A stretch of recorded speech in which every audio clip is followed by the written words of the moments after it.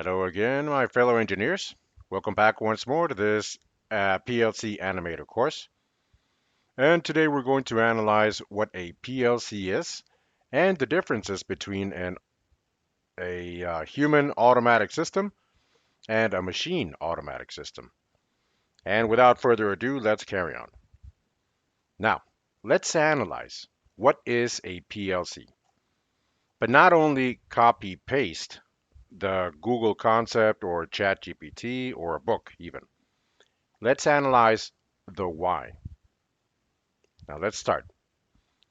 Now, the human being, even though we're always developing and trying to figure out how to go beyond our own limits, which means go beyond developer mode, we get to a point where we want to imitate nature. So in this case, for example, human wanted to fly. So what did the Wright brothers invent? The airplane, right? And what does the airplane simulate? Have you ever thought about that? It has wings. So humans based the concept off a bird. Now, submarines, what do they assimilate? The first designs were based off of uh, water animals, beings with fins. So they started noticing, they started saying, well, nature works a certain way with certain characteristics so that they run or that they do certain activities the way that we wished them to do. So with the PLC and automatic machines, it's the same thing. Now, what is a PLC? A PLC is an electronic device which handles the monitoring and regulation of controlling industrial processes. But for all this, this is Google's concept or Wikipedia concept, and they all copy off of the same thing. And the same thing goes for well, what does PLC stand for? It's a programming logic controller. That's what PLC means. So let's understand this. Okay? Now, the simplest definition is the brain for the machine or a process. Okay, the brain in the shape of a device, of an electronic device. But ultimately, it's still a brain. And it's in charge of making decisions and or taking action. They also have different names like controllers, like CPUs or processors. Now, I'm telling you this not so that you guys have, not because you have to memorize this, but we always keep the same idea like, well, we always hear PLC, PLC, PLC, and we go on the field with our customers or with our machines or with our bosses, and they tell us, hey, you know what? Give me the processor, please. Hand me the processor. And it's a very basic term, but because of our inexperience, we don't know what they're talking about. So if any of your colleagues say, uh, well, something about a controller or a processor, and they're within or inside of a industrial environment, now you know what it is. Okay, so this is a tip so for you to keep in mind. Now, going back, the machine is the one who's in charge of measuring those variables that we had already analyzed previously. And according to the reading that we programmed to our PLC, it's going to run certain actions or activities. Now, when we get a PLC, they bring it in a box. This is a PLC logo for Siemens. Now, let's suppose that they do have a lot of electronic circuits, but there's nothing programmed. They're giving it to us literally as a shell, ready to use. So that's why it's indicated here. The letters controller. A controller is the same thing as a PLC, which is the same thing as a brain. Programmable and logic. So we program the list of tasks and duties as our PLCs. So we, as programmers and human beings. So this brain, as small as you see it, creates wonders, but it's of no use if we do not program it. We have to tell it what to do, what to receive, where that signal comes from, and whatever it comes from to run that activity. Now, the following is a comparison between machine and human. Now, people, who are the ones who receive the variables or the signals. Variables, remember, are the ones who help us identify the status changes. That's why they're called variable. They're always changing their status. They don't receive a thing and then they get some information and then change their status, in this case to a 1, from 0 to 1. So it's starting to change. So that's how the sensor works when it starts getting a reading, and that's why it's called variable. Temperature obviously is always changing.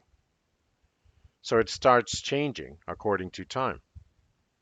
The human being has something very similar.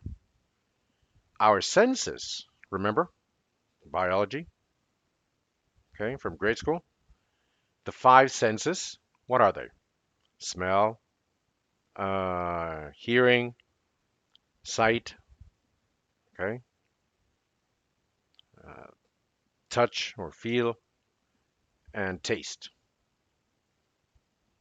These are devices, or they help us perceive different variables. If it's very cold, what's it indicating? That the temperature is dropping. Okay? That's detection that our senses detect. If something goes wrong or tastes wrong, am I going to continue eating this? So they let us know about certain variables or changes that we start perceiving. Now, this is detected, for example, if I touch something hot, my skin feels it. It's detected, it's noticed by my skin. Actually, it's more from the nerves, not the skin. But they travel all throughout our nervous system from point A to point B. What is point B? Our brain. So it notices that part and it sends it to our brain, telling us that it's detecting something, whether it's something good or bad. And if it's bad, only the brain is going to make that decision. My hand is the one in charge of letting me know. Now, the machine, who receives the signals or the variables? The devices. Above are the senses, and below we have the machine. And these are what types of devices? Electronic devices, okay? Such as sensors, push buttons, remember? Zeros and ones, or on and off, or I'm on, or I stopped receiving. So it all depends if it's normally open or normally closed. If I'm not pressing anything, I'm not getting a signal. If I press something, I'm getting a 1. So I don't want to get involved in anything that's too technical. I promise that further down, these PLCs, for example, this is a PicoLogix. If you notice, these are very similar, okay? The brands change, but they're very much alike. So it's important that we know the concepts in general in a simple way, because this is where many people get lost. What is a PLC? Well, the concept as such. Perfect. And now, how does this work? So we start explaining its circuits and how they start working, etc. So I consider this very important. So then I consider that the easiest way is to not lose uh, the way things work. Okay? So again, industrial automation is very complex because they have many internal circuits, many characteristics between one and another sensor. Okay? So it's a lot of information where if we focus anytime that we get to a topic, they're going to get lost. In the programming part, as when you least expect it, you're going to analyze the circuits and everything else. That's where you get the confusion. I promise you guys. Further down, after we see all the concepts, all the general concepts that make sense to you, then we're going to get to our technical part. But once you understand and you see the why, the reason for certain things, that's how it's going to work. I really do want to open up this PLC. Look, this PLC, this is a logo, okay, for Siemens. This was one of my first PLCs. Actually, I'm going to open this PLC. This is a new one. Okay, so if we open this and analyze its circuits, okay, so you guys can check the technical part, we can check the potency, the control part, why it has relays on the top part, why they're outputs, and we're going to find a logic, a technical logic to all of this. Okay, but don't lose. I don't want you to lose me, guys. So I'm still explaining the concepts. So selectors, pulsators, sensors. This is a selector.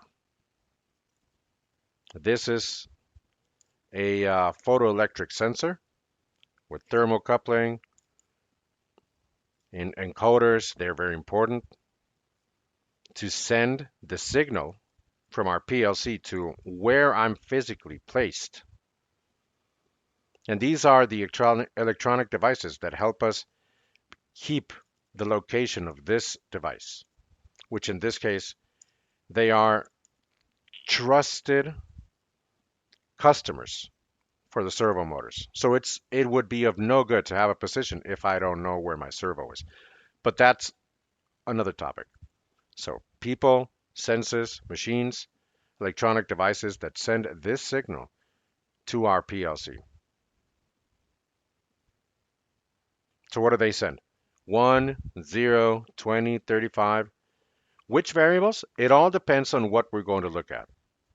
So there's many devices. You'll notice, okay, in our following selection for how many devices may exist. And there's many more that are missing. So in the meantime, the concept is there. They get variables, they get readings, and they're sent directly to our PLC. Okay? Now let's go to our next part. Now, we already have our PLC from these signals. X device already sent something. Okay, so it's already been burnt. That person already burnt his hand. It already got the signal that something's wrong. So what's the brain going to do now? Is it going to maintain it? Or is it going to take the decision of to stop touching that hot object? So who sends the orders? Our brain does. Who obeys those orders? The body parts. So the brain is the one who gives the orders. The brain is already saying what's happening, who is receiving certain actions, and he decides to do or stop doing certain activities. If I'm walking down the street like this avatar is, and then I see a puddle of water, and it's kind of big. What's my brain going to do? I'm not detecting with my eyes anymore. So what decision am I going to take? I'm either going to skip over the puddle, or maybe I'll take a different, a different, um, a different signal. Now, who decides that? The machine. Who controls these orders? The brain on the top part or the bottom part? The PLC does. So the PLC gets signal, and based on that signal reception, based on what we program, is going to perform certain actions or activities. It's going to move certain electronic devices. And who obeys? Electronic devices that are in charge of what? Control. Okay, so motors, which in this case could be through drives, and we control our motor, or through contactors, electro valves, lamps, servo motors, which in this case, servo drives that control the servos. Okay? Now, how is everything connected as such? Now, this is a network that I got through my software, so through my network. If you know our courses, I'm pretty sure you know this. We've used this many times before. What are these for? To analyze, for example, this is an automation device. This is a PLC as such. These are drives, drives, drives, drives, and point IO, point IO. All these devices, 1, 2, 3, 4, 5, 6, 7, 8, 9, 10. These are all connected as if they were our nervous system. Now, they're connected through a communication network, or in this case, electric signals. Now, this is through communication. Okay. Now, I don't want to confuse you guys. I just want you guys to analyze that there are certain devices in our presentation and they're connected. So our PLC, by getting signals, they can send information so that these devices will move. So in this case, let's find the sense, let's make sense of this. Suppose that our PLC is connected or has a sensor that is connected that indicates when this cycle is within our PLC Animator. Look for this, guys. This is very fun. So we call it here in Latin America, we call it as playo, which is a plastic that wraps the shelf, the pallets. It's a transparent plastic, a sheet of plastic.